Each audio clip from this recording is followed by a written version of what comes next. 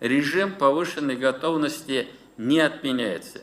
Режим самоизоляции не отменяется.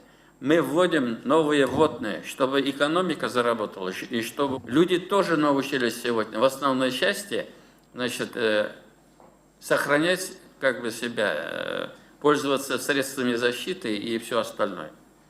Все это, исходя из этого, мы каждый день будем следить, какая ситуация.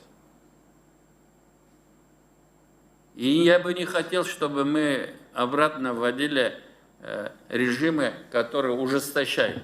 Вот эти вещи очень такие, ну, достаточно революционные в данной ситуации. Мы и международный опыт смотрим, мы и опыт других регионов.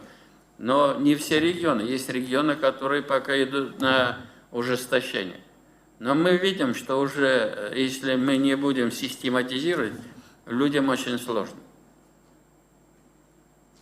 Я очень убедительно прошу, уважаемый глава, вот исходя из той новой задачи, которая поставлена главой государства, очень важно сегодня нам, сохраняя вот безопасность на территории, которая вам верена, обеспечить нормальную работу всех наших предприятий.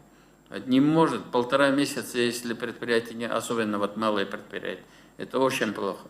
Я убежден, если вот эти вопросы мы пройдем сейчас, в ближайшее время и дальше мы, там, где у нас есть пока запрет небольшой, мы эти вопросы тоже будем снимать. Datmedia.ru. Подписывайтесь онлайн на газеты и журналы легко и быстро.